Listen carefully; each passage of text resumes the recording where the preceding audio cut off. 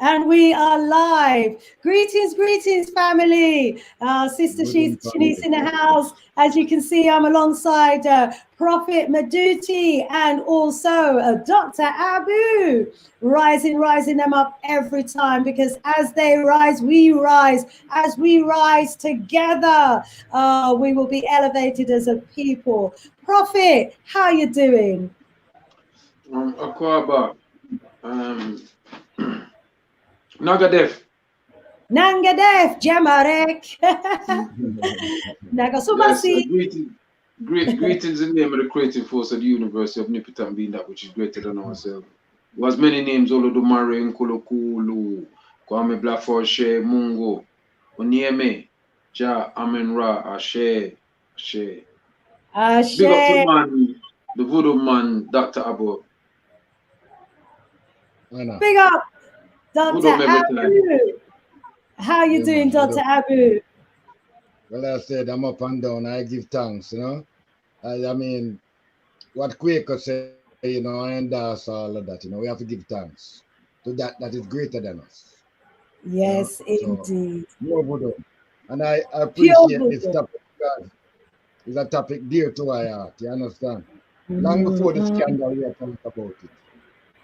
We'll talk about it. And it's been happening. I mean, I'm talking about the scandal. What they're talking about is the uncovering of the scandal. See, Master Doctor, because a long time they do this thing. They must ship back with people from in the early 90s. For real. Family, I want to thank those of you who are in the audience who have already started joining us. Just to let you know, we are broadcasting live and direct. The broadcast is coming via the Gambia. So we're doing it motherland style. So that means there might be a little sticking here and there. But, you know, we are asking you to bear with us because, you know, as my brothers have already said to you, this is a very serious topic, a topic that's dear to all of our hearts, a topic that we've got to keep on the agenda. We've got to keep the fire blazing underneath this one, because I tell you, you know, our parents have worked hard, you know, in this country, and the treatment that they're getting at the moment is diabolical. Well, I'm broadcasting live and direct from Hyperlink in the Gambia. And as you can see, I've got my wonderful elephants behind me. I do love the elephants. And we've just finished a code meeting. That's a meeting of the diasporas who are here in the Gambia, and you know, they're just leaving, so there might be quite a bit of noise in the background, but you know, please do ignore that. Okay, so let's rise up some of those who we've got in the house. So yeah, we've got Sister Afrijamo. Yes, and she says, greetings, Sister Shanice and Dr. Abu. Panel and my African brothers and sisters worldwide, and African in London via Jamaica. Rise up, Sister Afrijamo. And she's also saying, Midday, wait. Well, the wait is over, because, you know, you are here with us. And rise up, Brother Teddy Bear Feet as well in the house. He's saying, greetings from Peckham to you all, family. Ready for another evening of debate and discussion. So we thank you so much, Brother Teddy Jamo, for Teddy Bear Feet, for joining us today. Sorry, mixing your name with our Sister Afri Jamo. She says, Sister Shanice, I show off. What do you mean? Looking good as always. Thank you so much. No, sir, me not show off none at all. We just try to look good for you, you know? I'm started, so I have to continue. Look how my man them do. Look how them look regal as well. And Afri Jamo said, Dr. Abu, woo. Rise up. And Teddy Bear Feet is like, oh no, look good, realness.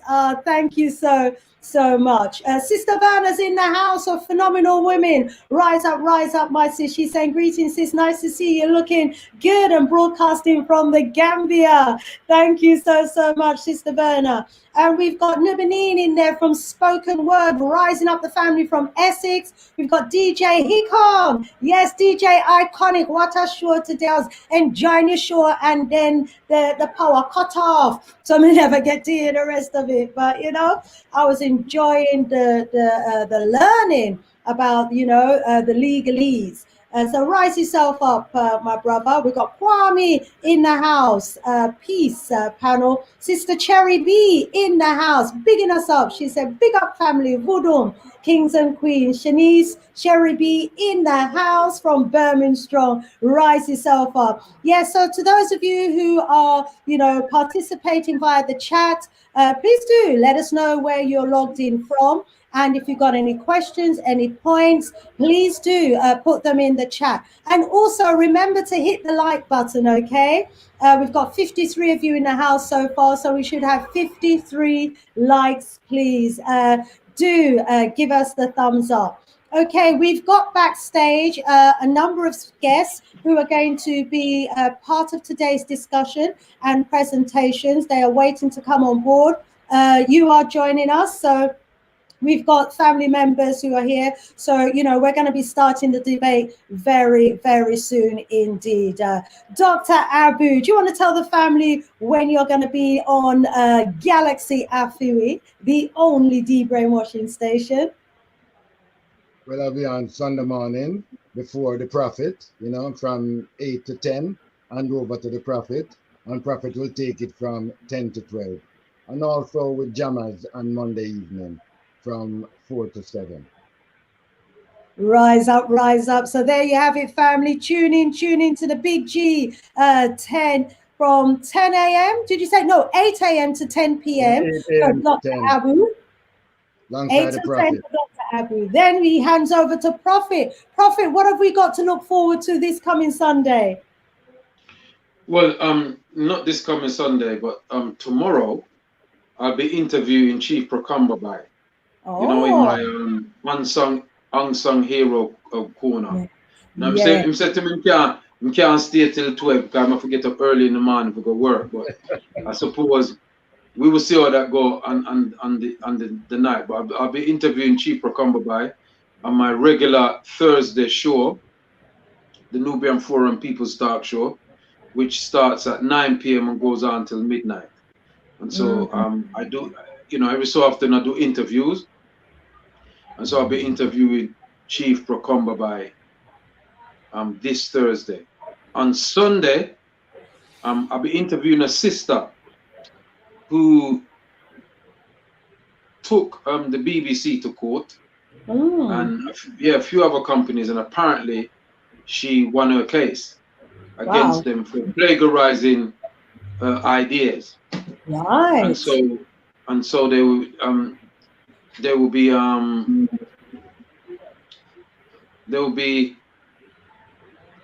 I'll be interviewing her, and it may go over into Chief Show as well. So okay, listen up. That's this Sunday, 10 a.m. right after Dr. Abu. Rise up, Prophet. And you do wonderful interviews, by the way. Thoroughly enjoyed the interview that you did last strong with our brother Paul Grant. I tell you, yeah, every time I hear his story, I hear something new that I didn't hear before. So well done to you with the works. So family in the chat, audience out there, we want to thank you so much for joining us this evening. We've got members still joining us, 67 in the house so far. Leon Gale says, greetings, Sister Shani and panel. Leon from New Cross, we know New Cross well. And greetings from the DIA, whoever they are. Welcome on board. The Godfella 36. Maxine Grant, welcome. Okay, so today's topic, as advertised, is going to be focusing on the Windrush. Why? Because, you know, it's easy for the Windrush situation to kind of slip away from the forefront of our minds, and we can't allow that to happen. Why? Because the abuse is still continuing. The trauma that some of our family members have been experiencing as a result of Windrush is still continuing. And so we've got to make sure that we keep the fire blazing and that we are continuing to raise awareness about this horrific scandal. As we know, a couple of years ago, the Home Office was exposed, you know, for their racially targeted immigration policies. They were targeting a group of people who we refer to as the Windrush generation.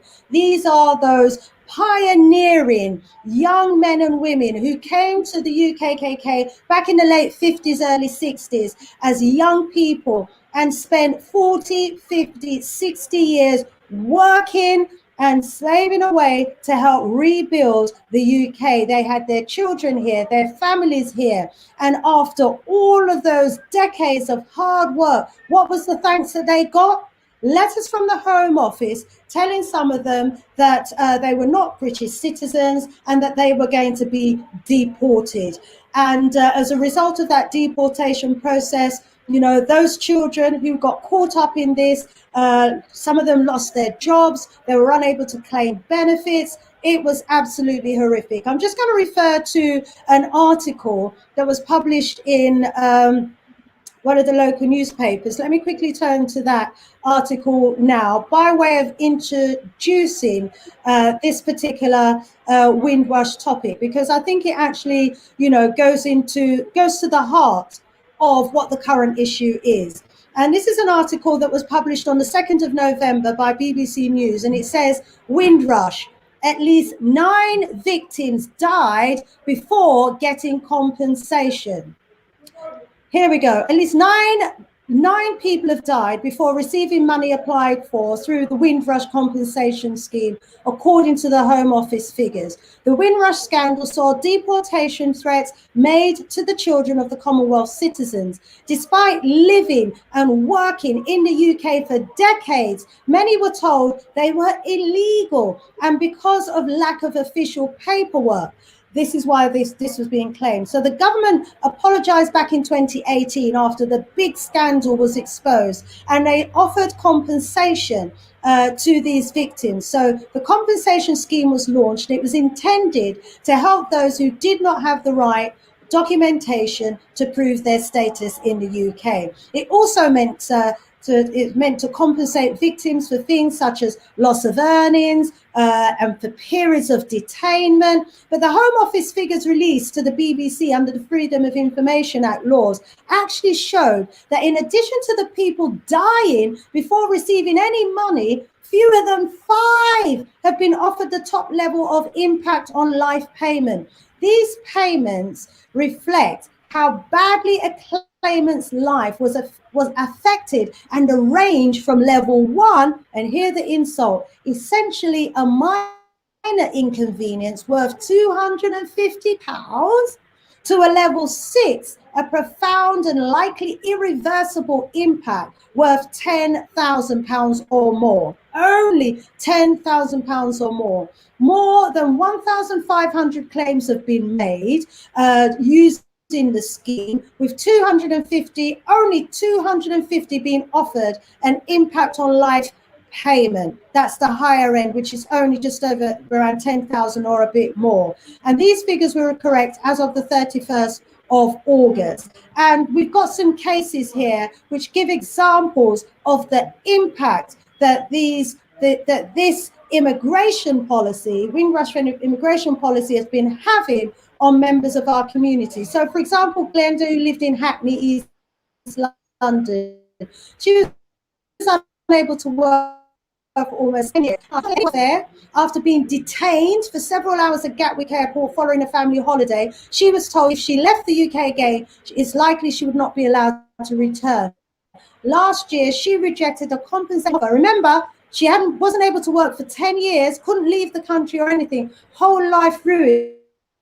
She was offered a compensation offer of £22,000. Rejected that offer. She said, I was shocked. She says, to get a letter saying that we're offering you £13,000 for loss of employment, and we're offering you £7,000 for impact on life, and we're offering you £1,500 for detainment.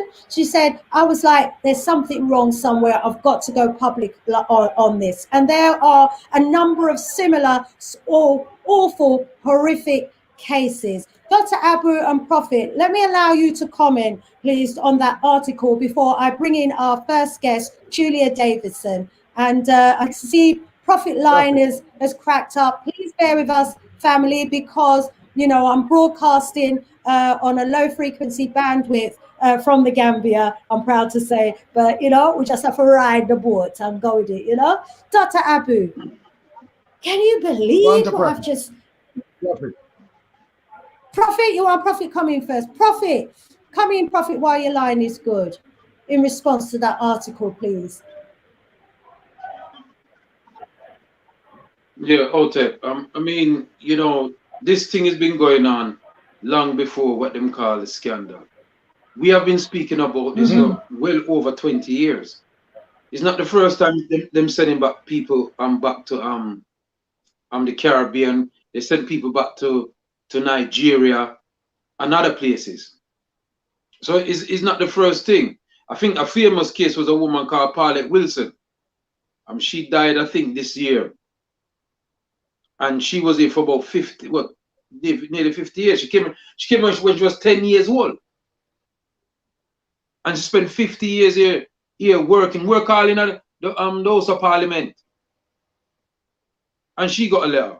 This stuff was started by Theresa May with this hostile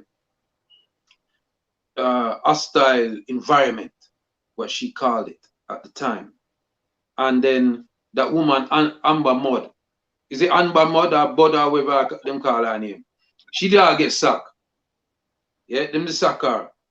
I have an issue with the name Windrush.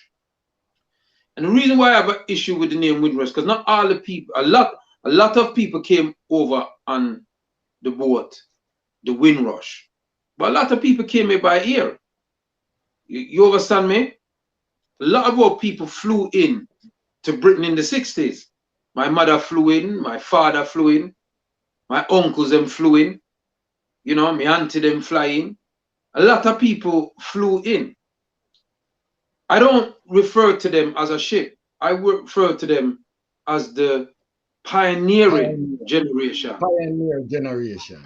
Yeah, the pioneering generation, because they were pioneers. Of course. You know, they came here, they never know where they was coming. When a lot of them came, they spent time in Clapham Common, in the air raid shelter. There was tents put out for them in Hyde Park. So they went through a lot, but they were the pioneers. They cleared the path for us. And what we have to, inner, around, circumference, radius, hectagon, triangle, parallelogram stand, is that when those people came to British Britain, they were young people.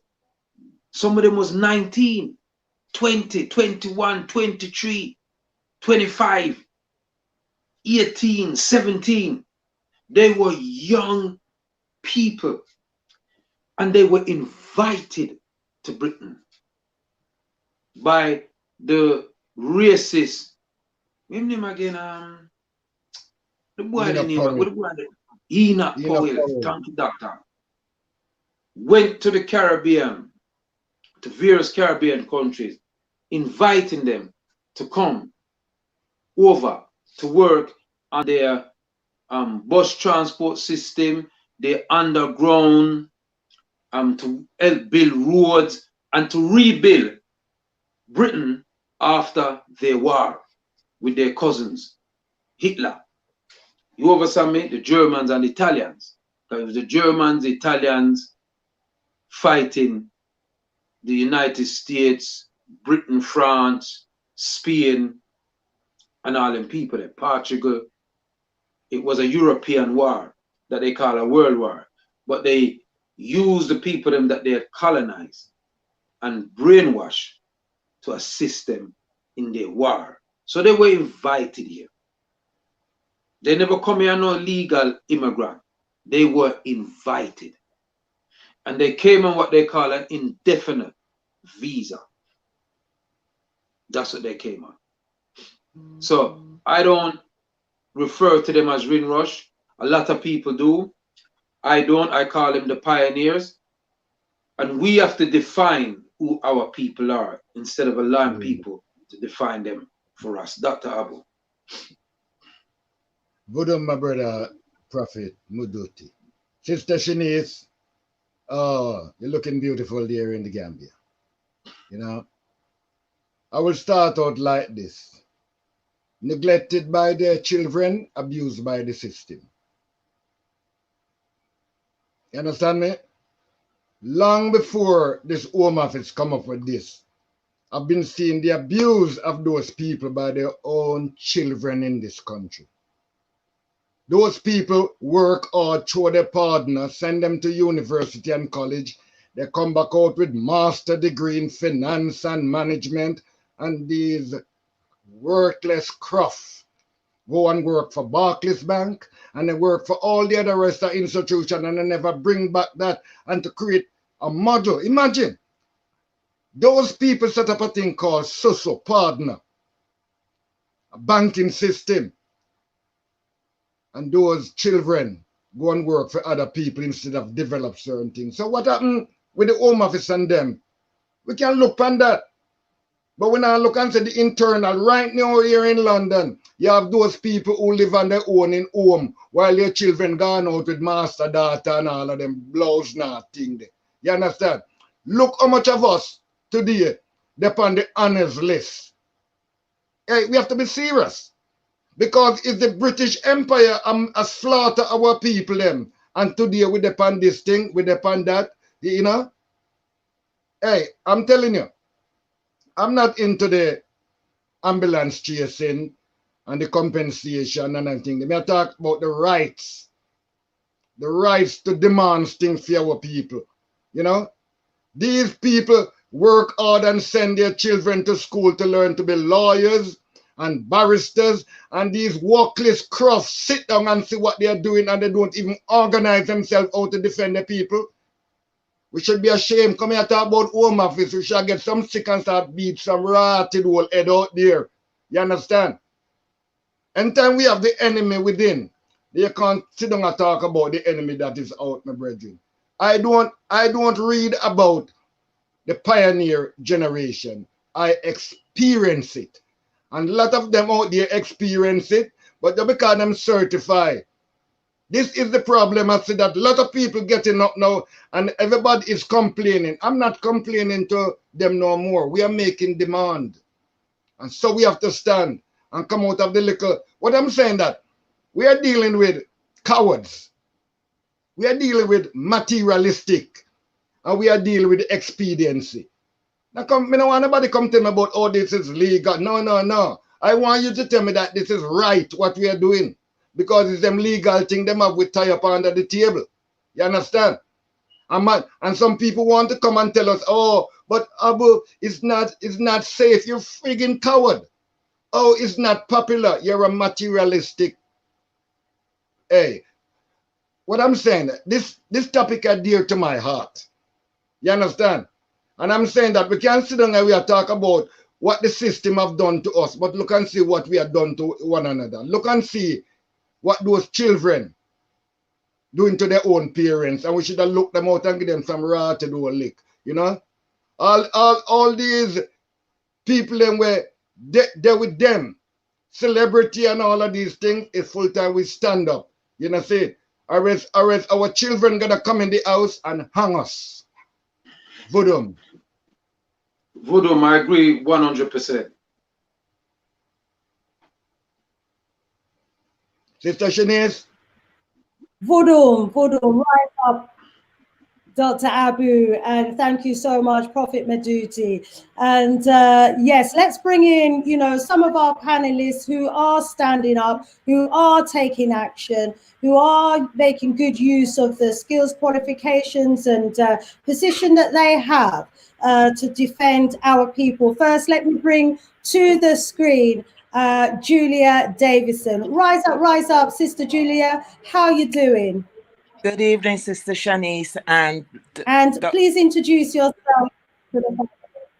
Thank you. My name's Julia Davidson. I live in the UK in Peterborough, and I'm an ex-councillor for Peterborough City Council for the last 8.5 years. And let me tell you, that wasn't an easy undertaking for a Black woman, because the majority of those positions are held by middle-aged white men and white women, and the only party that will have Black people in there is the Labour Party, and even they are sprinkled. They're not to the majority as where they should be. So And I'm going to speak in my natural tongue, because when I first came on here and I just said my name, Julia Davidson, sometimes I have to check myself, because when you're talking to an audience, the people that you can actually feel related to and feel the warmth, you have to give respect where respect is due. However, that said, so please allow me to speak in my dialect because it's refreshing. So there's a couple of things that the previous speakers mentioned, which I would like to shine some light on. And there was a mention of the name Enoch Powell. And I would have to say, in 1968, April 1968, Enoch Powell gave a presentation, which I would say would have been the catalyst to all this that is going on. It's called the River of Blood speech. Yeah. Mm-hmm. Okay. And from that speech, everybody would like to say it's only since 2017 or 2018, under the reign of Theresa May MP, that she is responsible. I would say no, because if you listen to that speech, you will find that in that doctorate from Enoch Powell, he was almost paving the way for what we see and what our people are going through today. Mm-hmm. So we talked about citizenship, where some people came either by British Empire into Tilbury Docks in 1948. And Prophet Medutti said some people came by plane, all of which is true. And also there were some castaways who came by the empire. Now, moving on from there, what we got was a situation in 1971. The law stated that anybody who didn't apply for either their citizenship or their nationalization will find that now, looking back into 2018, when it became into the mainframe of the media, that all those people, the generations of people who came, were not granted citizenship, even though it was stated, if you do come, you're coming as a British citizen.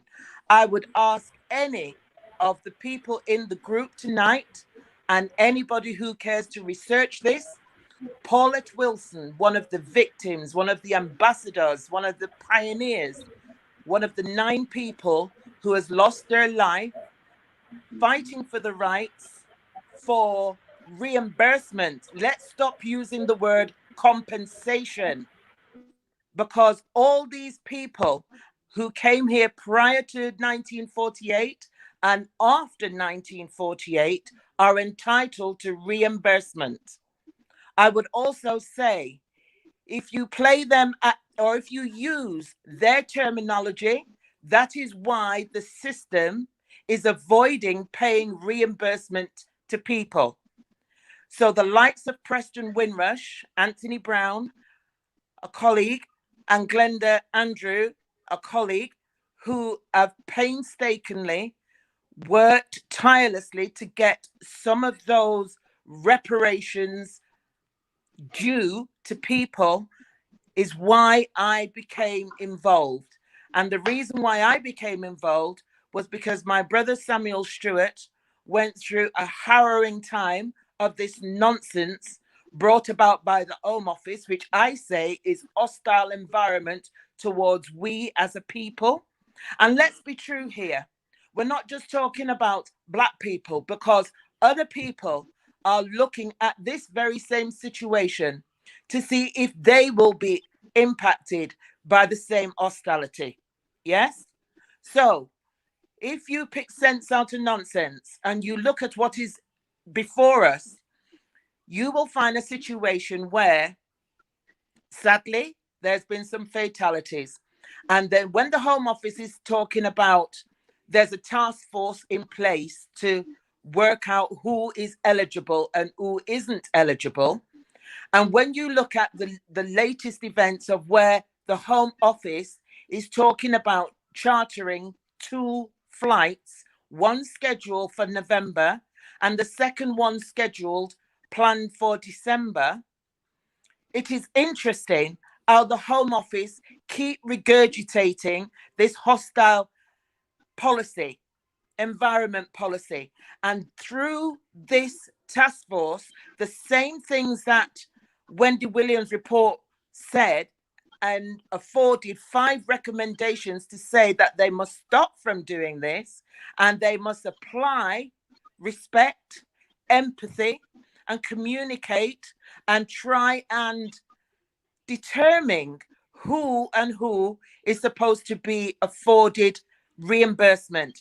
That from then until now has not been a success story, and we can all praise testament to that. What we've currently got is citizens who first came here to the UK to answer the mother call, to build up this empire after the First World War and the Second World War, find themselves into a situation saying that they are not British citizens. But let me tell you this, Paulette Wilson, who died in June, let me get my facts right. Was it, when did Paulette Wilson die? I think Paulette Wilson died round about July because it's the same month as my birthday.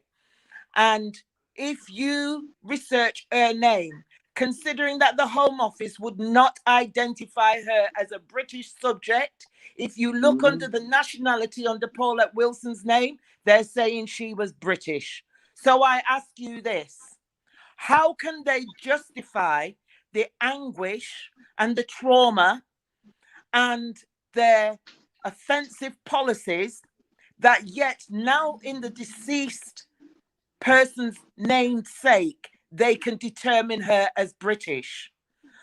The only thing that I can add to that caveat is to say, be assured of this, the descendants from Paulette Wilson's family has the same criteria to claim that reimbursement as if their maternal mother was still alive here today. And her spirit fights on in all of us. The same with Glenda Caesar, who is championing this as well as a victim and a pioneer.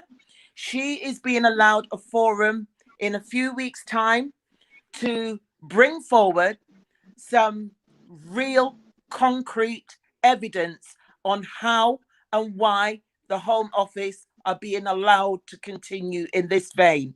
So the first thing that Preston Windrush and the legal side of things, which is Anthony Brown, has requested that we draft some letters to various department heads. I have written to my local MP. I have written to the local authorities here. I have written to the police because it's an institutional system. I've also written to the MP, and I've also written to Yvette Cooper, who is part of the Commonwealth. And I have also written to the Bishop of Peterborough to get and raise that awareness with all those department heads. This way, we are including our allies, hopefully, to look at the situation. There's only one media newspaper that is identifying the Windrush situation, and that is the Guardian paper.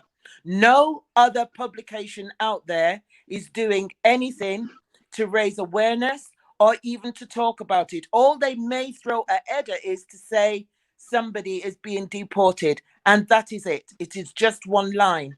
So we are asking all our brothers, all our sisters, all over to come together, whether you belong to Black Lives, whether you belong to Lives Matter, Black Lives Matter, whether you belong to Preston Windrush, whether you belong to Windrush, whether you belong to the African Global, we all must come together, because in unity as one, our voices and our letters and our efforts cannot be ignored.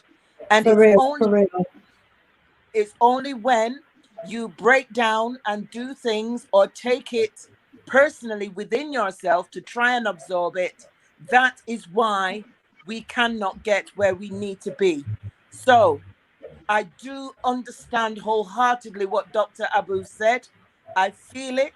My father is 97. And get this, wow. My father, who is 97, he is in his twilight years, had to confirm that my brother is a citizen of this country. And yet he went through an horrific time. And I will not go into it. But when I tell you that if I said to you, he had to give a sample of his sperm to determine whether his children are his, it is outrageous. These things that you're hearing is only a proportionate of what you actually hear. And the likes of Glenda Caesar, who was working for the NHS, was told by a swipe of a pen that she was not a British citizen and has not worked since, and has lived on family, lived on borrowing, lived on, I'm sure she won't mind me saying, but that should not be happening. She's paid her dues to this country. She's paid her taxes.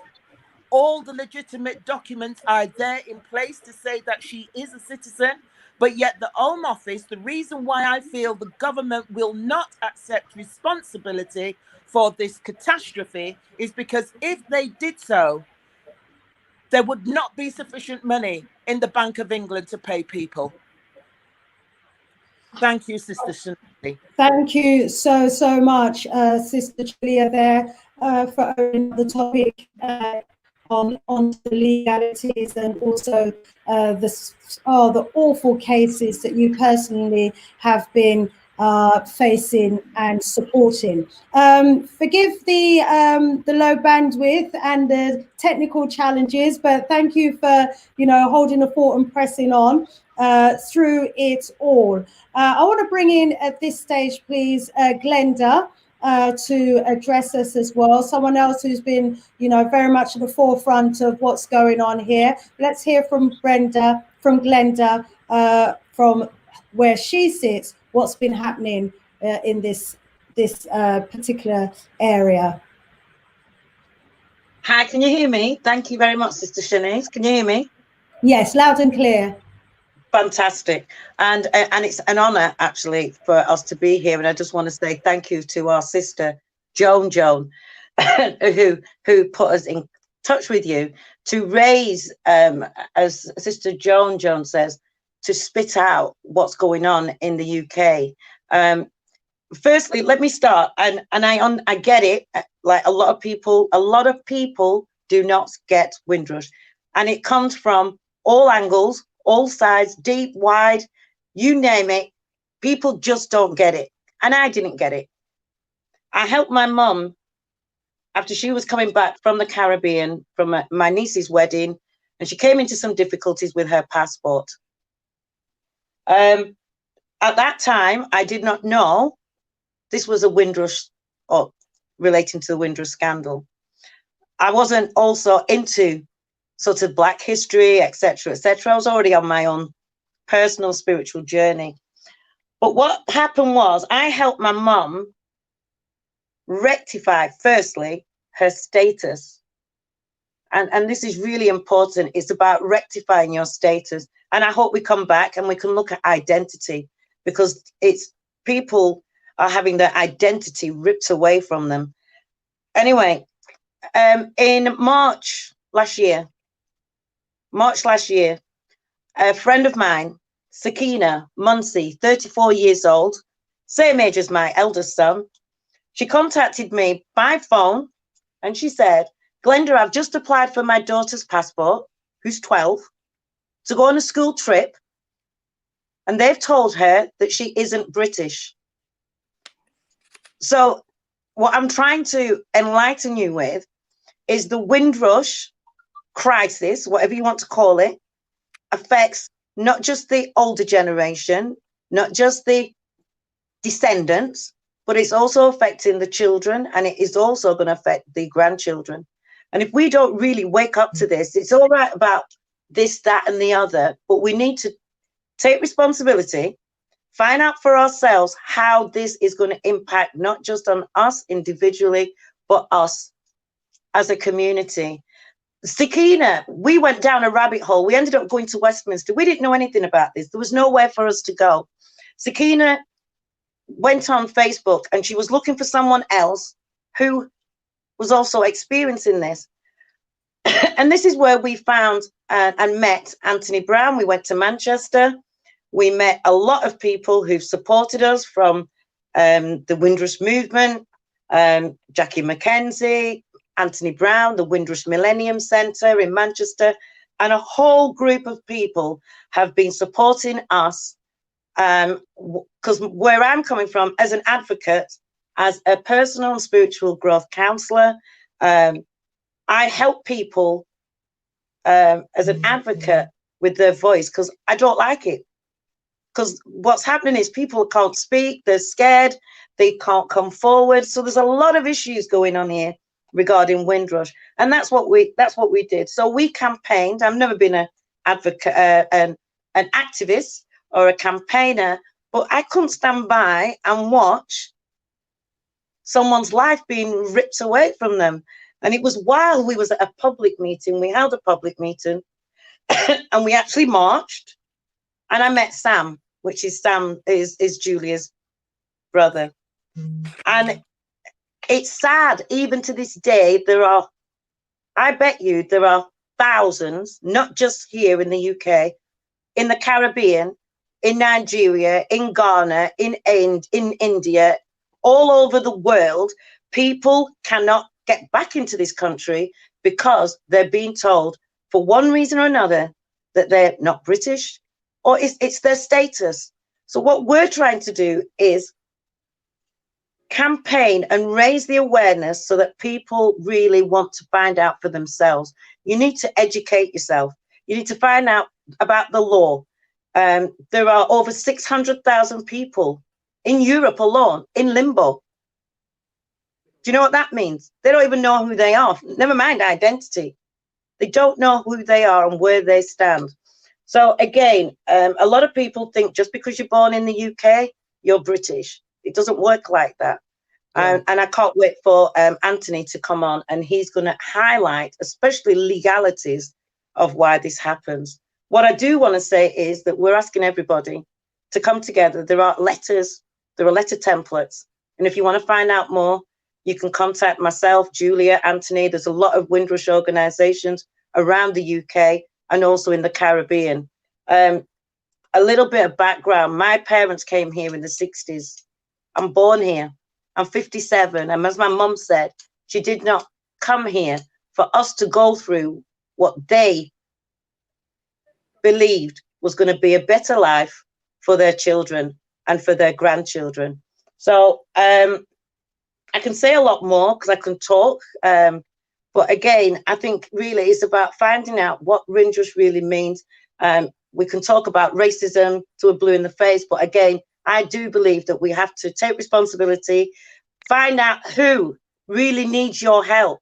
You may be sitting next to a brother or a sister, an auntie and uncle, a niece or a nephew that may be impacted, and they're not going to come forward because they're scared of coming forward, you know? So you've got to look at your own situation and those people around you. Why are people not traveling? I never knew. Do you know what I mean? Some people don't travel because they're scared that they may get questioned about their citizenship, their status, and things like that. So again, I can talk all day. Sister Shanice, what do you want else to me to say? Can you hear me? Yes. Okay. I was sorry, let me take my mic off. Yes, my sis, hearing you loud and clear. We hear the points that you've been making. And if I go over to the chat, I can see that there are some who have joined us quite late, and they're letting us know that there's money to be claimed, there's compensation they're saying that needs to be claimed, and we should claim it. And so they wouldn't have heard earlier in the show when I was referring to some information that the BBC had actually got under the Freedom of Information Act, which highlighted the fact that people were actually, you know, dying before they were even getting those compensation money that they had claimed for. And also it highlighted, you know, the very few, the minuscule amount that they were offering to pay. For example, a level 1 payment is only worth £250, and a level 6 payment was only worth £10,000 or more. There were over 1,500 claims that have been made, with only 250 people out of that 1,500 who had been offered the life impact payment. That's the higher level one. And then there was a case of a woman who had been out of work for almost 10 years as a result of her being claimed to be not a British citizen. And her life was just turned upside down. I mean, unbelievably tragic. Yet she was only offered £22,000, and that included the impact allowance, the compensation for being detained, and for being out of work. Not even a year's salary. And so, you know, it's like adding insult to injury, you know, as if they haven't been through enough. And then we're hearing about how difficult and how challenging the compensation, or the, you know, I can't remember, not compensation, but the reimbursement process is. And then when they get to the point where now they're being offered a compensation, they're being offered insult to injury. So, you know, we've got to keep this issue alive. We've added Sister Uleli to the discussion. Sister Uleli, I wonder if you can unmute yourself, and I might be able to unmute you here. And please do contribute to the discussion. And we are going to go over to the legal bit when Anthony joins us. And let me bring back Julia. I'll bring you back in a little while. I'm just going to remove you for a while, bring back our prophet, and I will be bringing in Anthony when he comes as well. Sister Uleli is just unmuting herself there. Brilliant. Go ahead, please, my sis.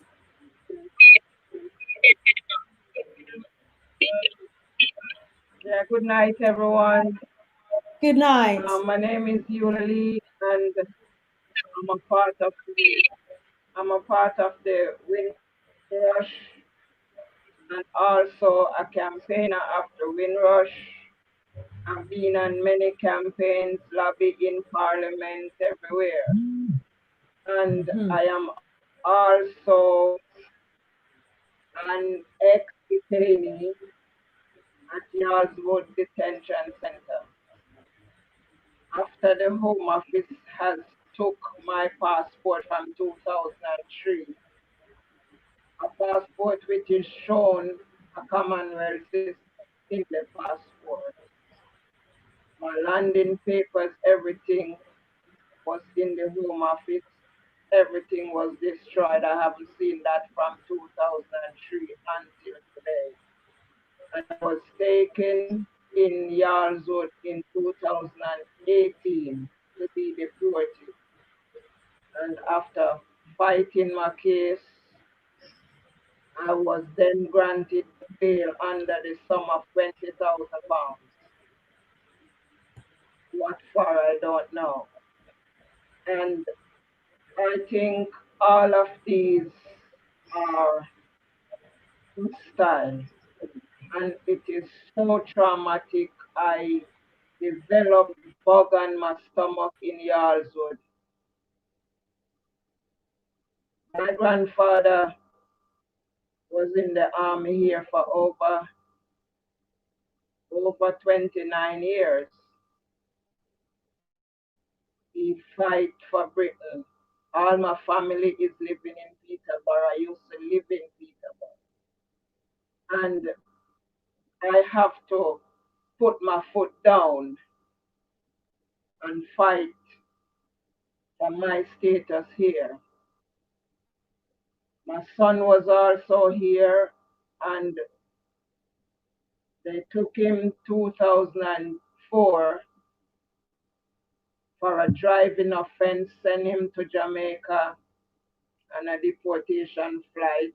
5 months after, he was being murdered in Jamaica. So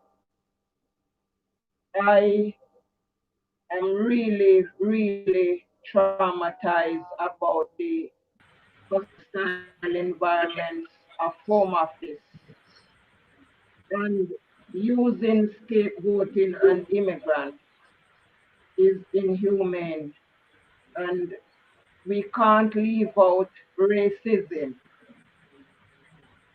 because while I was working here in the UK, because I did have my national insurance, everything, and I was working. And I can remember in my workplace, there were people coming from the EU, coming to work, and a year after, those people have their British passport. They got their British passport, and people who were here for how many years before them didn't have a leg to stand on. I stopped working from 2008. I haven't lifted a straw again from 2008, fighting for my residency in the UK.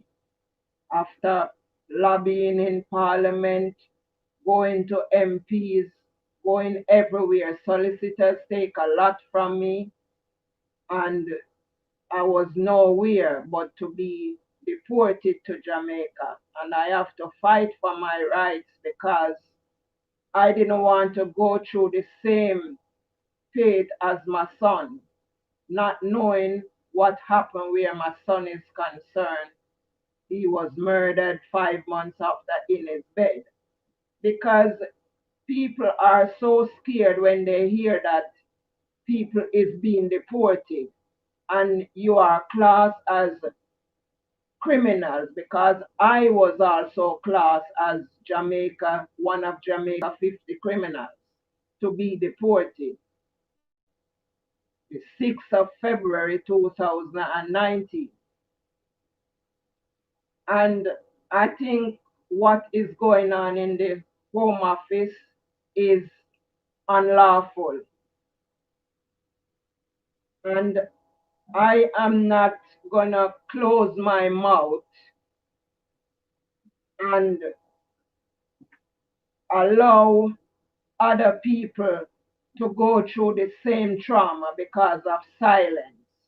And that's why from I came out from detention centers, I've been lobbying in Parliament, I've been on in Brixton, every meeting I go to Brighton, I go to Labour conference everywhere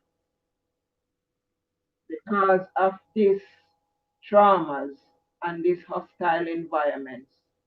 And I think the Home Office claimed that lessons are being learned, but I haven't seen any lessons that is being learned because I was on campaign with Sister Paulette and Glenda.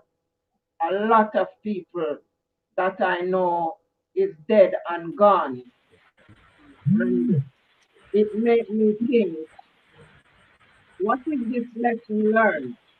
Are you saying that we're gonna push our neck more instead of solving this hostile environment policy that you create?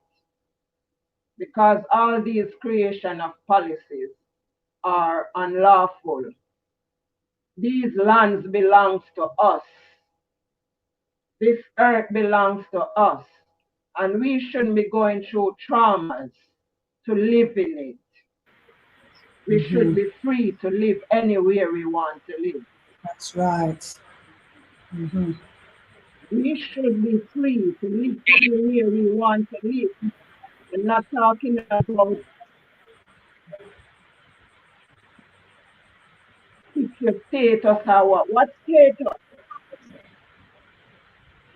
Is status more important than people's lives, people's livelihood? Now, I can see that about 10 detainees in detention centers right now are to be deported the 2nd of December 2020 coming. Those people, about 9 of them are fathers with over 31 children they're going to leave behind in the UK here Wow. while they are being deported back to Jamaica, where they haven't been for so many years. All their lives are here. Their children are here. Doesn't the children have a say? Isn't the children have a say? These governments don't think that even the children have a say to say, why are our dad leaving us? This is inhumane and it is hostile and it is evil. Home Office and the government are all evil. And I don't care when I speak. I go to Parliament and I told them in Parliament that their system is evil. No human should be classed as illegal. No human at all. Because if we are illegal, the whole country is illegal, because 3/4 of the government who are governing us right now doesn't born here. Some doesn't born here, they came here. Some of them were immigrants also. And it's time for immigrants to stop, go through all these hostilities because of the government scapegoating. Children are leave traumatized. I have known father back in Jamaica who deported in Jamaica, that their children are still here living in Birmingham, harming themselves right now. Because of what? A piece of paper to say you get your status. The Home of 19 with a no recourse to public funds. I haven't worked since because we are under pandemic now. What does that say? Does that paper prove anything? Does that piece of card prove anything? Is that piece of card more important than people's livelihood or their life that is waste away? I have so much was to offer in Britain, and I was robbed of my livelihood from 2003 until today. I'm robbed of my livelihood. I do music, I'm a reggae artist. My artist name is Lady P Lioness. I write songs, I produce people, I do everything. And all those livelihoods were stolen from me. And other people's livelihoods also are stolen. People died. I was so broken at Paul's death after we all were in lobbying on the streets all over, fighting for our rights. And she died and gone. And when did she get her honor as a British citizen? When she died and gone. So what is a piece of paper? Or what is a piece of card over people's dignity and their pride and their respect and their honor? We all should be respected here as descendants and generations of the Windrush family who fight here to make Britain great, according to them, Great Britain. I don't see any greatness in Britain. The only greatness I see is more and more discrimination, especially against Black people. And people keep being silenced because they get a piece of card to say they are British.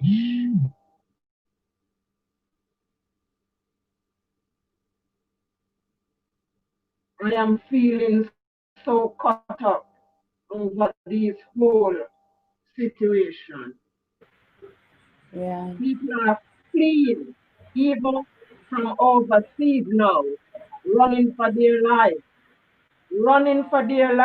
fleeing their country that they are maybe under execution or exploitation, and you can't even find a settlement for those people. I've seen so many black people on those boats coming across so many miles, running for their lives. And are you gonna say because they haven't got a statement, you're gonna allow them to die? This is bullshit, believe me. Wow, wow, wow. I am not gonna stop. I'm not gonna stop fighting. I am not gonna stop fighting. And I am planning to go back to Parliament if it's even on my own to find out what is our role here in the UK. Are we gonna be continuing to be used and abused by the system who use us when they want to, use our foreparents blood, our foreparents sweat, our foreparents tears that was left here each time they work and wipe these sweat. It's left here, and we as the descendants and the generation who follow, and the one who is gonna be following after us, who is gone. What is gonna happen to these kids?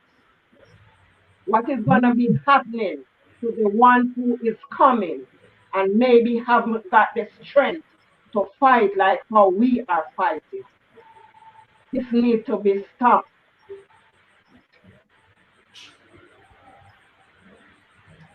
Sister Uleli, we absolutely agree with you. And the people in the chat are asking, how can we support you? We've got to support our sis. You know, you've been fighting a big battle, my sis. If people want to support you, do you have any contact details?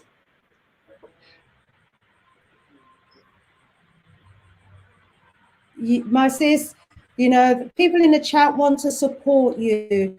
You know, I'm pleased to hear your story. I think that your story is one of so many stories. It's really heartbreaking when we hear firsthand, you know, the way our people are being treated by this government. We heard you say that you're going to be going back to the House of Commons. When will you be going back? Is it part of the demonstration? You know, is there an organization that you're part of that we can get in touch with to offer support? Are you able to put some contact details in the chat so that people who want to support you can support you? I hope I'm being heard. Family, are you able to hear me?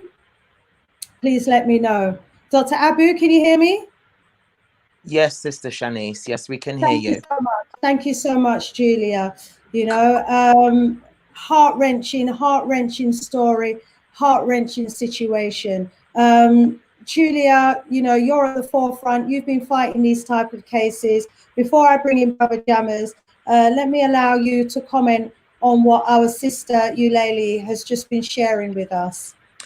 Thank you, Sister Shanice. And I would like to say my heart goes out to Sister Uleli. What I would ask her to do is to please contact Preston Windrush if she puts that in a search engine. And am I right in thinking that she lives in Peterborough also? Because if she does, she can contact me directly. If you would like to forward her my email and get her to speak with me directly, then I will endeavour, or well, not endeavour, I will definitely, as of tomorrow morning, if she contacts me this evening, I will do it first thing in the morning, and pass it to the legal at Preston Windrush, which is Anthony Brown, and I will pick up personally and make contact with her by phone or whatever it takes. And if I have her permission, I will get her some additional support, which I think is long overdue. A woman of her age should not be doing this on her own. She needs her comrades, and she needs to know that she's got allies who are prepared to stand and fight alongside her. And that is what Preston Windrush and myself personally in Peterborough do offer as an hand of extension for those people who are going through this hostile environment. I will say this in reference to what some of the points that she's made. Somebody asked, what's the difference between nationalisation and citizenship? Well, that is a big question, because I don't see it being any different from the other. But that said, if you look at the phraseology for it, it says the right is to a nationality is fundamental. That's a human right. International rights law provides that the right of states to decide their nationals is not absolute, and in particular, the states must comply with human rights. Part of this Home Office hostile environment policy is doing the total opposite. So we're saying there should be some legislative law produced and presented to Parliament at the Home Office to say that they're not being compliant. We also said there is a number of people what this is affecting and impacting. And Sister Uleli mentioned about the flights taking place in December, on the 2nd of December, which is 20 male black men who are being deported to their origin of birth. And let me tell you, the system is institutionally racist, because subject to a crime, and that can be anything from a parking ticket to something a lot stronger and more serious, will be a considering factor why those people will be boarded on that plane. Now, when you think that December the 2nd is just around the corner, how long have they been detained? How long have those people been separated from their families, their loved ones, their children? And the question that she posed was an apt question. Do the children not have a right to say what's going to happen to a family member? Of course they do. But is that Home Office exercising that fact? And as the Home Office doing anything to make sure that those voices are heard and not overlooked? And my question would be, who is policing the Home Office? The question to that, or the answer to that, is Parliament. It was Parliament who introduced the law, and it's Parliament who's got to introduce another law to prevent this hostile treatment continuing in this vein. That is why it's of utmost urgency that people do come together and people do write and people do lobby. And I know the current climate that we're all in and going through because of this pandemic of COVID, I wonder if this is a blanket that is being used to prevent people from marching to Parliament in their hundreds. The same way I went to London in the Million People March, and I marched there under the banner of Windrush. And I laid down on the concrete and I laid down in the middle of the roads, and we caused a traffic block in London. You know, I'm 57 too. And I have to say, the thing is, if I don't do it, who else is going to do it? And if we're all sat comfortable at home, or if we're all sat thinking it's not going to happen to you, I would ask people to reflect for a few moments and say, this could happen to them.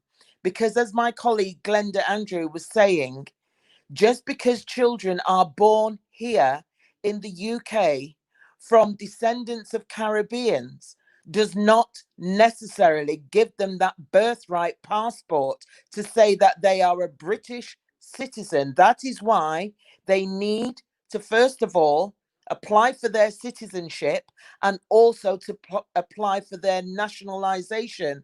The first time that some children or teenagers or people going off to university or somebody wanting to apply for a job within the Home Office, the DWP, will find that their paperwork is not in order.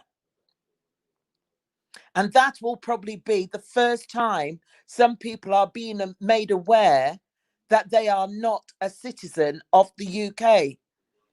So I want radio stations to use this as a jingle, get it out there, get this message out there, because the same hostile approach that some people have in Parliament to say, well, the responsibility is on you and you didn't do it in the 70s, you've got yourselves to blame.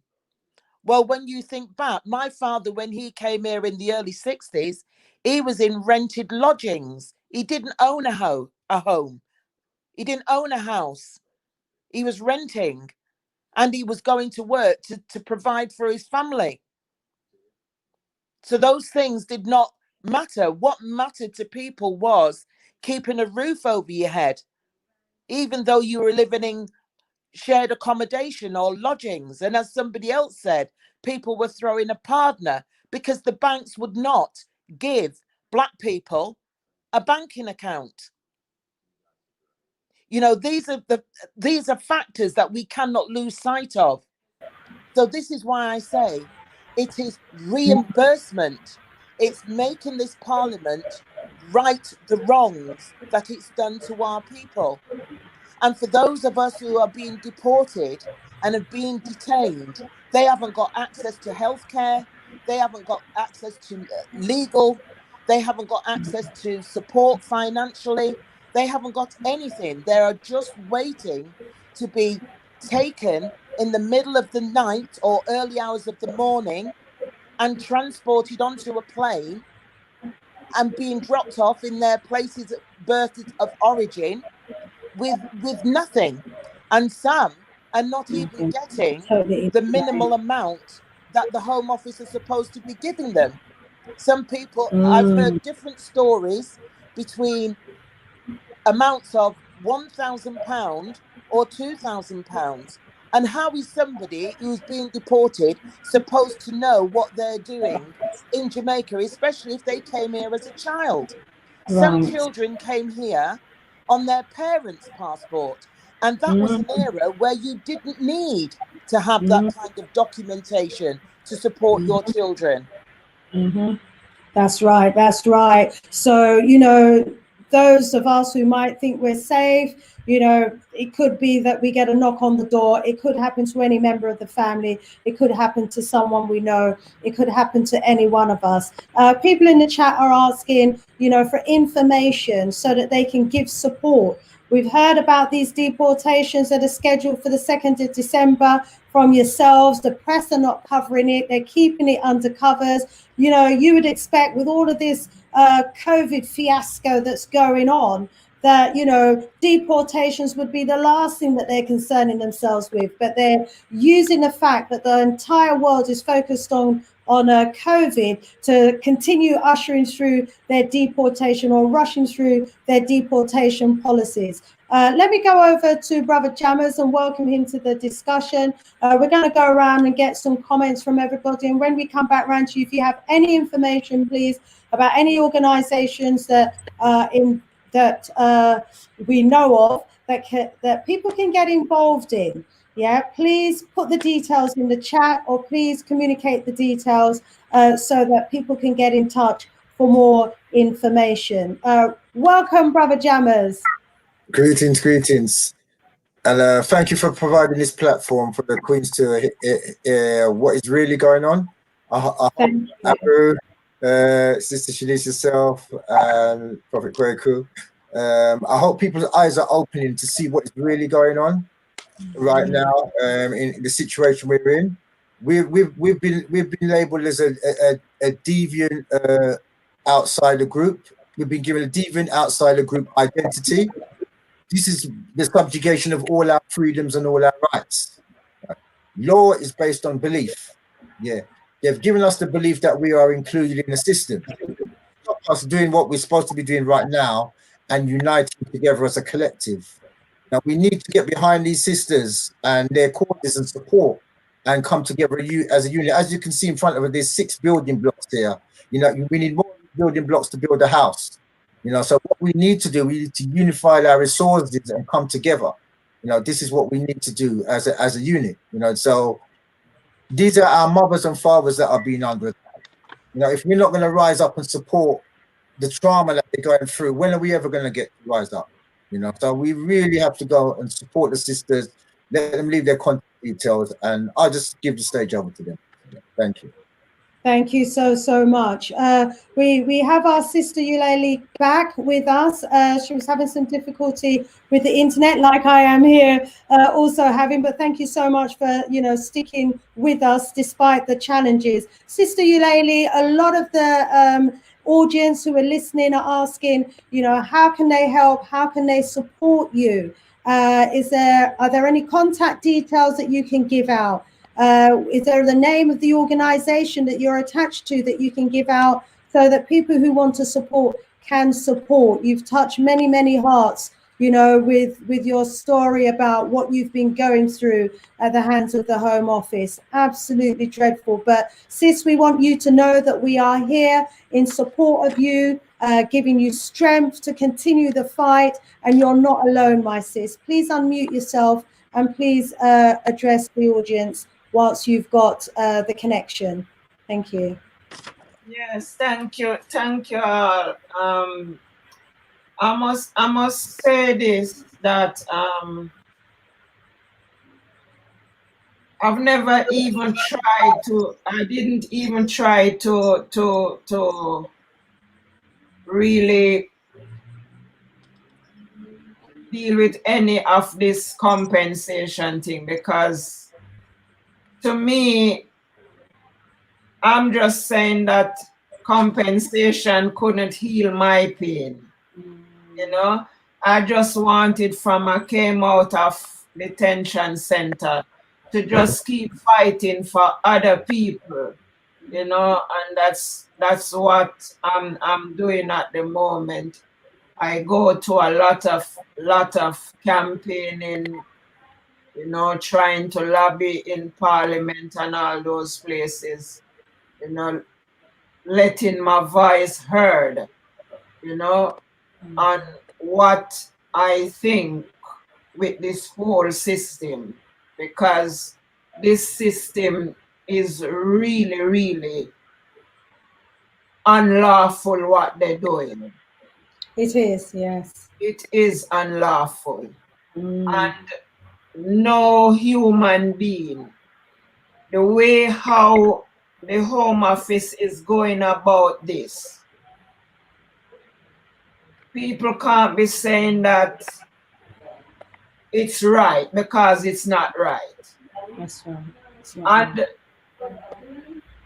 To deal with people because of a card, that simply means you count or choose a card over someone's life. That's dreadful. More than dreadful. A card shouldn't be counted over someone's life. People have lost their life and gone. What can they do with the card when they're gone? Paulette had no use for that card again after she fight so hard to prove her status, even though she is a British Commonwealth citizen, because they tried to wipe that under the mat. Even solicitors who were dealing with my case from 2004 coming up. And when I told them, look, I am a British Commonwealth citizen. Jamaica is a British Commonwealth citizen. We shouldn't be going to they said they haven't heard anything like that. They didn't know of that.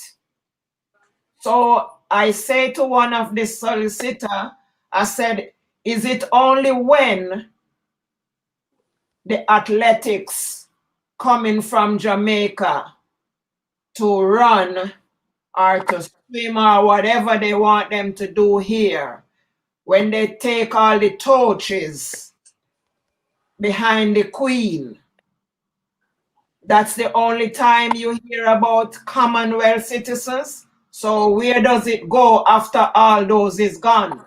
Yeah. Where does it go after all those is gone? I have witnessed Jamaican children carrying torch in front of the Queen as Commonwealth country. So why is it wiped under the mat when it comes to immigration? We should all be counted. Our parents fight here. Our parents fight here.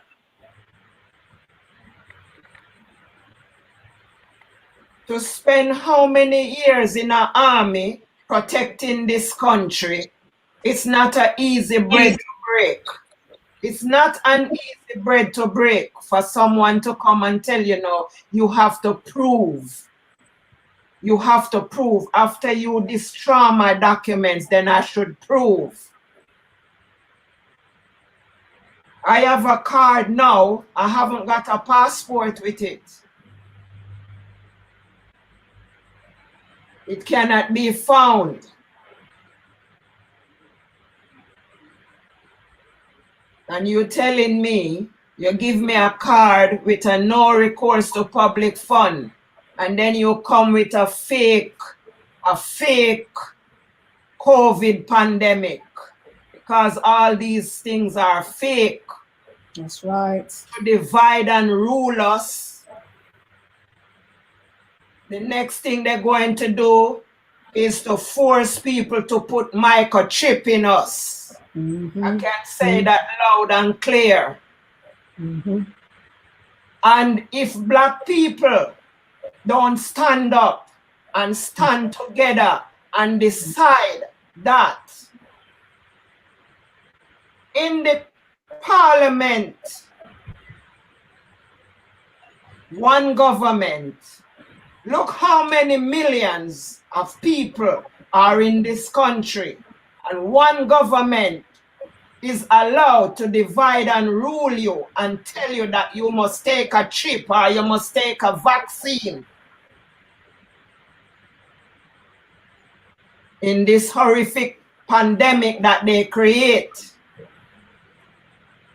they tell you how many thousands of people die, how many hundred thousands of people die. Where are those hundred thousands of bodies? Where are they?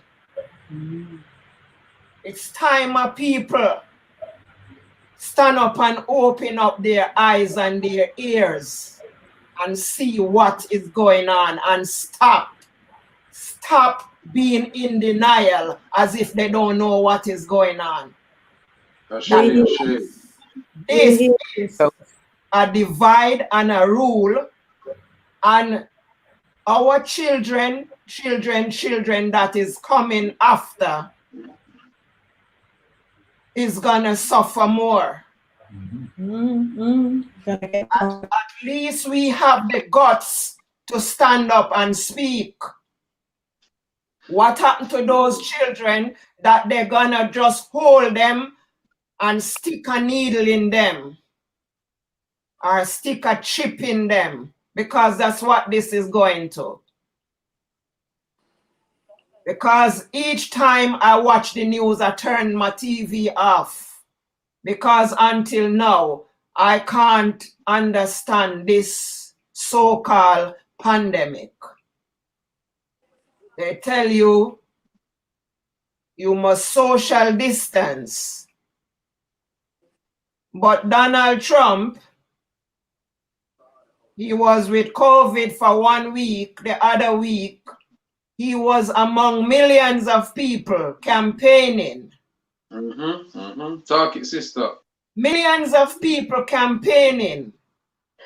and you're just coming out of the hospital with COVID-19 pandemic. What does that say to us? We are all living in lies. Lie. A web of lies. We are all living in lies. And if we not preparing for a revolution, we are having a next guest coming. Because when we are silent, silent means consent. Thank Can you. I jump in there, sis? Yes. Yeah, Otep, and welcome to Jammers, Yeah. Sister Julia, and you, my sister. You know, apathy is a bad thing, because these issues is not just the other day that was going on. There was something that the other sister said who was on, I think her name Glenda.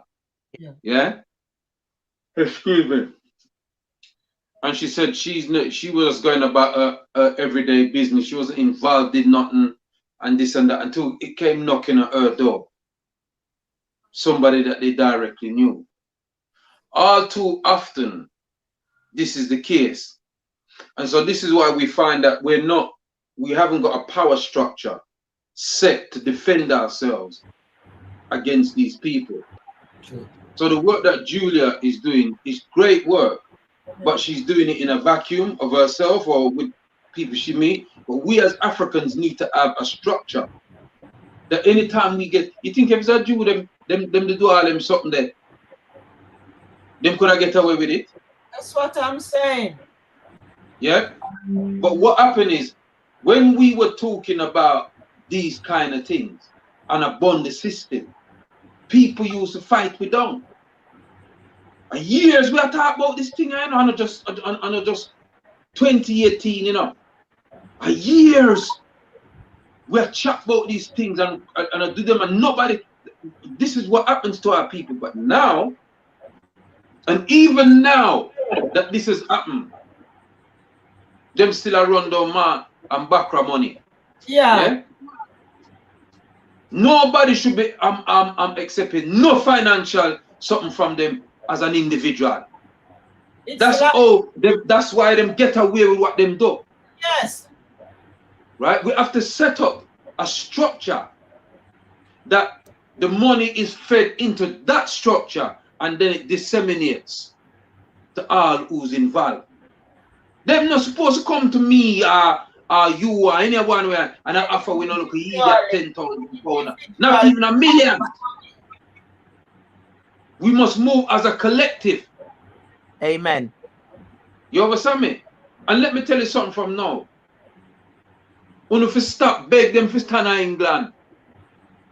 Stop beg them. When you not beg them nothing. Because you have every right to move in and out of this country anytime you want. Because you build it. You understand me I say? Respect to that.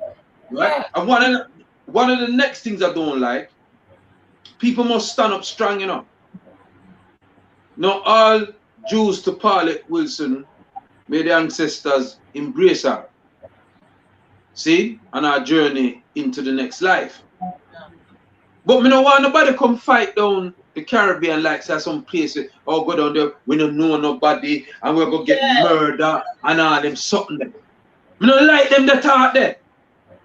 Stand firm. I said, no, I have a right to be here. I don't mind go back, but I have a right to be here. Nobody talk about, oh, you don't know nobody there, and you know, you've been here all your life, and you don't know nobody there. Lie! It's true. The whole we know somebody there. I went to Jamaica and I lobby with my people there because all I was telling Britain, I have a right to be here, and I am not going to Jamaica without my dignity. My dignity is to can go to Jamaica and come back to the UK freely. That was my policy. What And if- I went there and I see people, I lobby with people, I go to see even the Prime Minister in Jamaica. I go to meeting there. Well, the Prime Minister to Jamaica is under manners by the Governor General. So even though you go to the Prime Minister of Jamaica, them can't do nothing. Because them work for Britain. And in fact, what you should have said to Britain is say, listen, we still control the Caribbean islands. So wait, slavery all over again then. Of course, I said. It's slavery all over again because we still control them. So where you run me go? That even at the Jamaica High Commissioner down in London there. Them don't have no right for telling nobody, no African, for go nowhere. If that's the case, me the whole of no come out of Africa and come out of the Caribbean and go and come out of Australia and come out of Canada and New Zealand. When you come and go sit down there like John Crow. It's true you're talking. All these years, people work hard. Because you see, most of that generation, your generation, you don't never sign on. You never claim nothing. You work for 40, 50, 60 years. You never beg and you never borrow. You not pay. In fact, it was that generation make ordinary white people here realize them could buy a property. Yes. Because before Uno come, them couldn't buy a Dickens. A pure government or tenement yard them living up. Uno come here make them know so them can buy yard. I know Uno few of the descendants can't afford to buy a yard. Because all the place them when they buy, it gone. Never to be in the hands of black people again. And when I need to pick up on something you've just said there, Prophet Madotti, which is true. When you will look at how, I grew up in a generation where we had Sunday school, we had Saturday school, we had all kinds of extra curriculum outside of the household. And I have to say, it was the sisters in the church that were the first women, sisters of the church, let me reiterate that, who came here as pioneers and found that when churches used to be kept in people's homes, they decided that they needed a proper building. And it was the sisters of the church who invested into a building. And from then on, that's how churches, and I feel the churches should have a role in this as well, because the churches, especially if you have, and this can be either like a two-sided sword thing, because some people don't recognize Christianity and some people don't recognize the church, because my dad would say, when we was praying with the eyes shut, they were thieving and pilferage. Yes? So sometimes you have to open your eyes wide open and look. This is why I refer back to, sometimes you have to pick sense out of nonsense. However, from that is when we learned and we had the foothold to go on and buy property and so on and so on and so on. And some of us were able to buy property and some weren't. It saddens me that I've just read some comments. I can't add my details into the chat. I don't know why. But for the benefit, I am going to say it out loud. So those of you who've got a pen or a smartphone, I'm going to say it slowly so that you can contact me directly and we can connect and we can go forward and do something together as a united people, irrespective of whereabouts in the Caribbean you come from, because I tend to lean towards Africa. Yes, because Africa is the motherland. Okay. And I know my father would say he was from Jamaica, but even he was transported to Jamaica. So we need to know our history and be forthright in what we're saying. But we cannot do this alone. I am mindful we cannot do this thing alone, because this thing is bigger than us. And this thing is institutionally racist. Yes. And this thing is systemic in its ways, because the same hostile environment that is being dispensed on people is happening to the Windrush generation, my parents.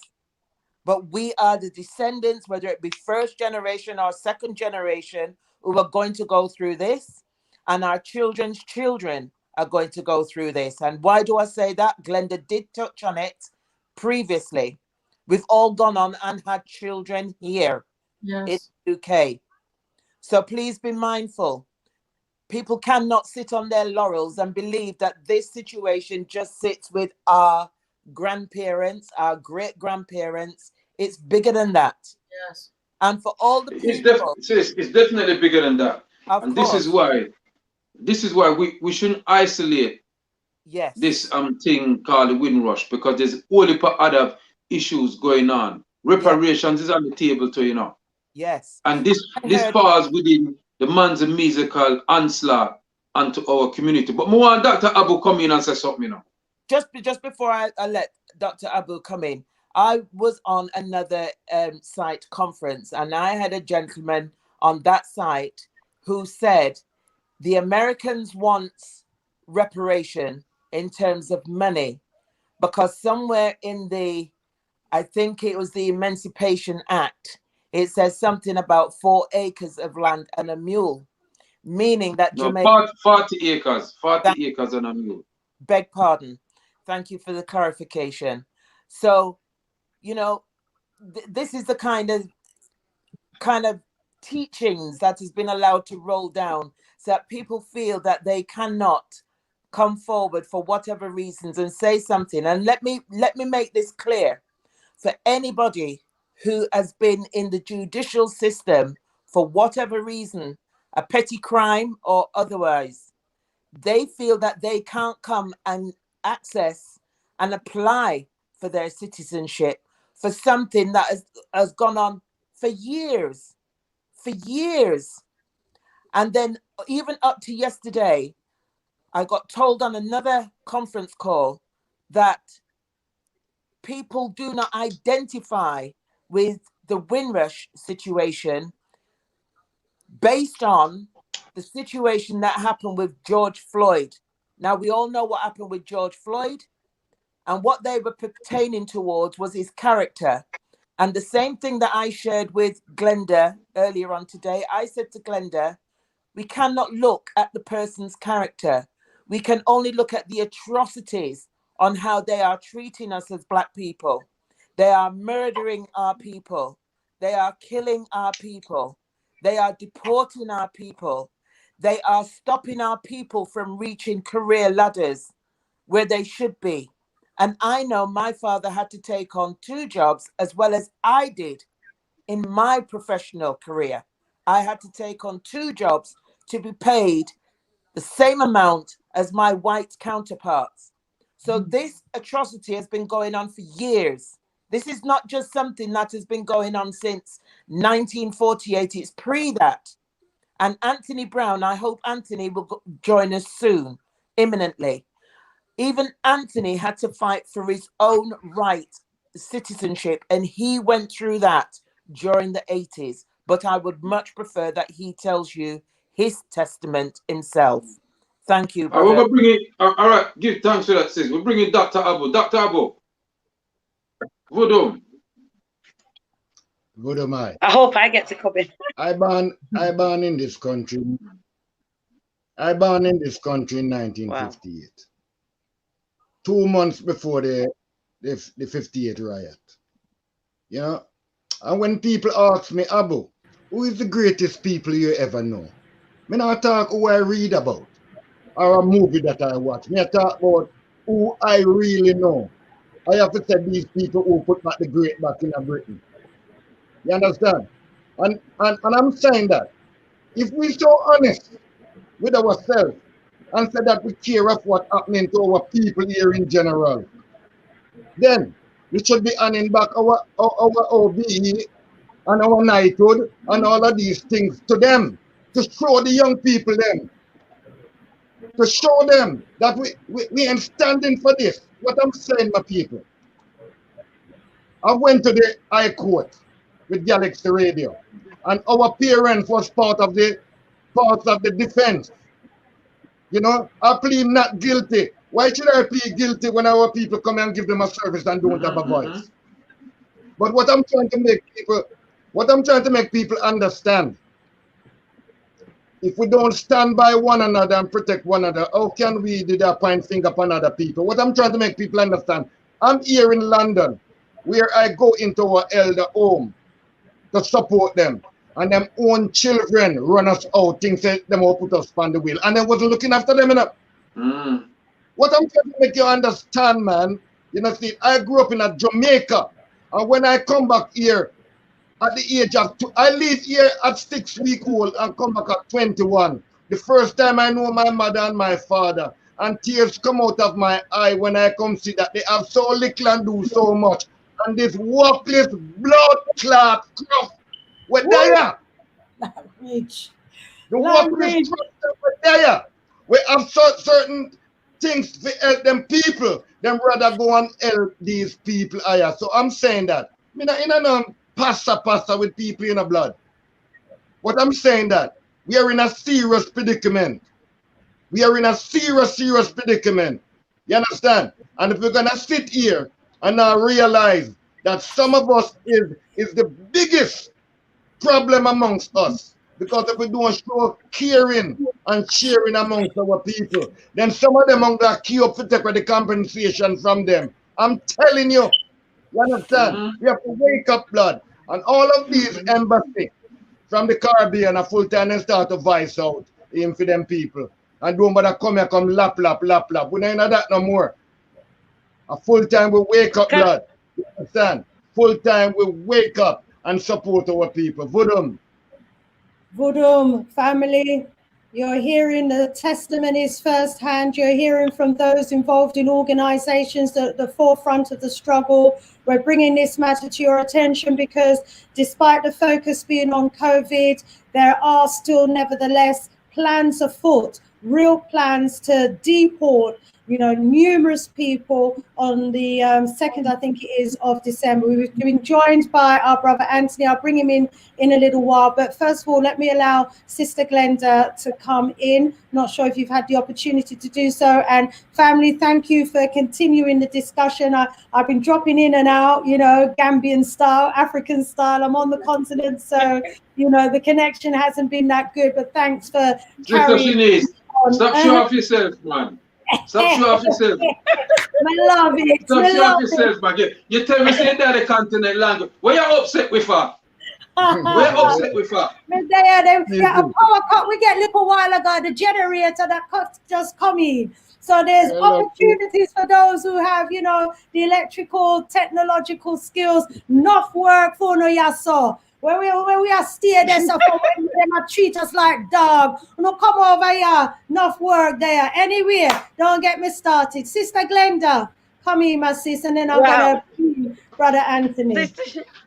Sister Shanice, I'll tell you, this is like, I'll never forget this. I swear, I will never forget this. There is so much, you know, there is so much that I want to say, and I'm so glad Anthony, because Anthony's back.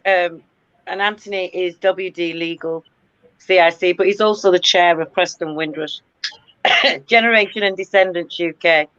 And if you go on the Preston Windrush website, I put the link in the chat, and I apologize for my internet, but you'll be able to reach all of us. And I just want to say that you've touched on so much about how we all have to come together, but we have to come together. But remember, in coming together, we have to look at our own and take responsibility. I said it before about our own selves. It's about learning and understanding and respecting each other, regardless of how each other gets into this situation. The government, not just here in the UK, our MPs that we vote for, that we put in Parliament, we need to contact those MPs. Now, every single person needs to contact your MP. If you don't know what to write, we have template letters that we all came together to write. contact your MP, write it from the heart, tell them what it is you want. Anthony's going to talk more about the letter that he sent and the reply that he got. I bet you're really dying to know, what did Pritti Patel say to Anthony Brown? Okay, Yeah, and I'm sure he's going to tell you. Yes, I let's probably can go over. Well, actually, just before we go over to our brother Anthony, I just want to highlight something I come across as well in the Oxford Human Rights Hub. It says that UK's no-notice immigration policy unlawfully interfered with the right to access to justice, holds courts of appeal. So there are, you know, cases that have been going up to the courts and have been finding in favour of the victims. It says until March 2019, the UK operated an immigration policy set out in Chapter 60 of the General Instructions to Home Office caseworkers that worked like this. If the so-called immigrant did not have leave to enter or remain in the UK, that they were an irregular immigrant, that the Secretary of State and the Home Department could serve a notice of removal window after a short notice period, usually just 72 hours. The removal window, usually maybe even up to 3 months, would open. And during the removal window,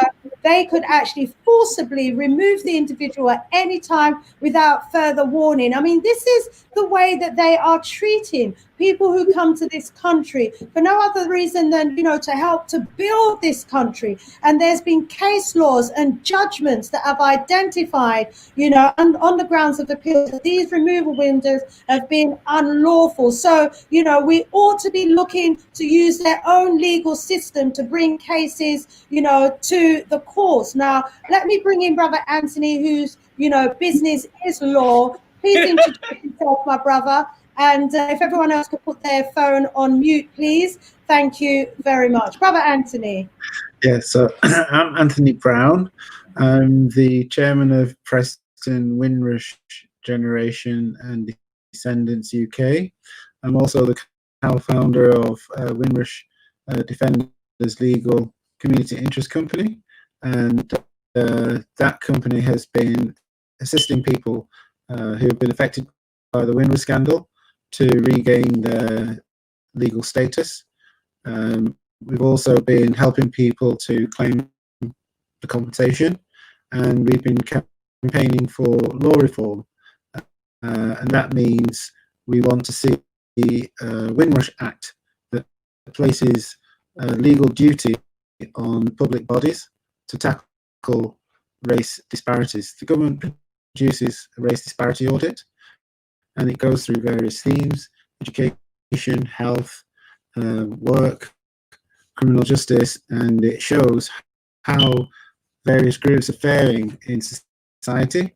And so, for example, in education, it shows that African Caribbean boys, they're about 5.5% of them are achieving 3 A levels. You've got white British, who 11% of them are achieving 3 A levels. You've got Indian, 17% of them are achieving 3 A levels. And then you've got the Chinese, 25% of them are achieving 3 A levels. Now, 3 A levels is what you need to go on to higher education. So you can see that if only 5.5% of our young people are going on to higher education, we're always going to be stuck on the bottom rung of the economic ladder. And that's then, as we've seen with COVID, makes us more susceptible to all kinds of issues, health issues, and so on. And so really what we're doing is seeing that that information is there, how institutions can start to actually tackle that. We've produced a burning work report, which is when we had a conference.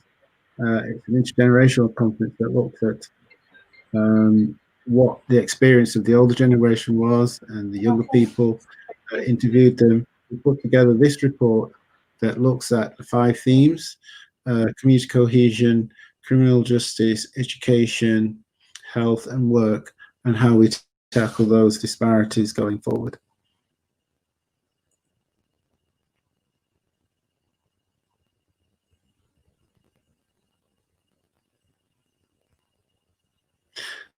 So as well as that, we've looked at the issues that people face with regards to getting their compensation and the problems that they've been having, and issues that they face with the status in terms of, you know, the processes that the Home Office goes through. And I wrote a letter on Windrush Day, 22nd of June 2020, to the Home Secretary, Right Honourable Pritti Patel. And in that letter, I detailed all the requirements that we wanted to see with regards to compensation. I made a proposal that anyone who had been living in the UK for 5 years, who before the 1st of January 1973, who had had their citizenship revoked and were from the Windrush generation, they should get compensation of £10,000 for that. Before looking at consequential losses, you know, if they lost their house, their jobs, or whatever, that would be additional. But just for revoking their citizenship, that wrong alone should be compensated to the tune of £10,000 automatically. We sent that to Pritti Patel, and she wrote a very nice letter back saying, you know, thank you for your advice, thank you for your support, and all the rest of it, but declined the proposal. Anthony, I'm so sorry to interrupt, but we're getting a lot of interference. Someone suggested that maybe there's a phone quite near to someone's computer. I've just put mine further away. We're all on mute. But we're getting some interference that's making it difficult for us to hear you as clearly as we would like to. Have you just got one device open? Yes. Yeah, okay. All right, we'll just have to try and work with it. Yeah. Can you hear me now? Yeah, that's a bit better, actually. Yeah, that's better. Okay. Yeah, please continue. Yeah. So I was just saying about the letter that I'd written to Pritti Patel, setting out what we required, because I think it's one thing to get Martin Ford QC, who had designed the compensation scheme, to go around the country and consult with people, and then, you know, the government then implements his advice. But then, you know, it's another when you see how that scheme is panning out and the problems that there are with it. You need to look at new ways of doing things, because, you know, the scheme was announced that it would start in April 2019, and it was said to be a 2-year scheme, so it should finish in April 2021. And you know, only in 18 months they've paid out 1.8 million out of a 200 million to 570 million pound scheme. So you can see that if we carried on at that rate, it'd be 200 years before they'd pay, you know, the lower level of the estimate that they have for compensating people. So what we've been saying is, you know, clearly the scheme isn't fit for purpose, and we need to look at some way of getting money to people who, you know, have wrongs. And one way would be the proposal that I put forward, which, you know, I've estimated that based on the report that the Home Secretary made to the Home Affairs Committee on the 28th of April, the figures that she's got in there, I estimate that my proposal would cost 50 million. Now, it's not the whole of the compensation, but it would make a start in terms of getting funds to people, and people then having the opportunity to get their lives back on track. But as I was saying, she declined that, and we're now in a phase where we've got a letter writing campaign with lobbying MPs, and getting people to talk to whoever they can to try to get Parliament to look at the situation again, because until we understand that really the problems with the Windrush scandal was created by law. It was Theresa May passing the 2014 Immigration Act. It was the British Nationality Act that was passed in 1981. It was the Immigration Act that was passed in 1971. All these acts have whittled away the rights of the Windrush generation. And yet they think by the Home Office being nice to people, which is really what the Wendy Williams Lessons Learned report is promoting, that the Home Office needs to reform and change, and then, you know, things will be better. Well, it won't be better because those laws are still in place. People are still losing their jobs because they don't have the documents to show that they've got legal status. So until that law is amended and changed, we're still going to be generating more victims that fall foul of the laws that are in place. So our proposal is to amend those laws so that it doesn't apply to people from the Windrush generation. Thank you so much. You know, it's such a pity that there was so much interference in the quality of the line when you were talking for most of the time, but the latter part of what you said, we were able to hear that very clearly indeed. We are just 5 minutes away from the top of the hour, and you know, that's when we finish. I'm going to go around and give everybody just 10 seconds or so for some final comments, and let's start with Dr. Abu for your 10 seconds and final comments, please. Oh, take your phone off mute, please. And if you know, my granny always says soap and water and afraid of dirty rock. You know, and I'm afraid to tell whosoever, because I said death to black and white oppressor. You understand? Because some of us think that come here and think that we're better than one another, and we start to look down. And this look down when we look down from one another, because the Home Office, they take liberty with we are. Full time we start to respect one another. Voodoo. Rise up, Dr. Abu, as always. Thank you for your input. Let's bring in Brother Jammers to have a final word as well in a short while. Dr. Prophet Kwaku, 10 seconds, please. Yeah. Voodoo. And just remember that people feed, I'm speaking specifically to the council, the solicitor brother there. Try to feed into organizations that has been around for a while, working on these various things. You know, because I feel we have to move as a collective. This singular campaigns do not help us.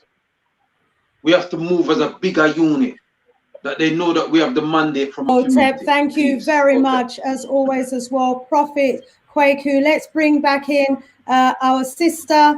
Sorry, let me remove this so I can see your beautiful name. Uleli, please. Yes, my not final word, but my last word for tonight is I would like to demand from the Home Office to stop these hostile environments and stop deportation, end all detention centers, shut them down for good, so that people can get back their lives together. Right. Stop deportation. It is wrecking people's life, also children's lives. Thank you so much, Sister Uleli. I will be passing on Julia's contact details to you, and you know, what I'll do is I'll get all the information and or contacts, and I'll post it underneath this video so that people who are watching who want to get in touch can find all your contact details there. Thank you, Sister Uleli. Keep up the fight. We are there with you. Sister Glenda, let me give you 10 seconds as well, please.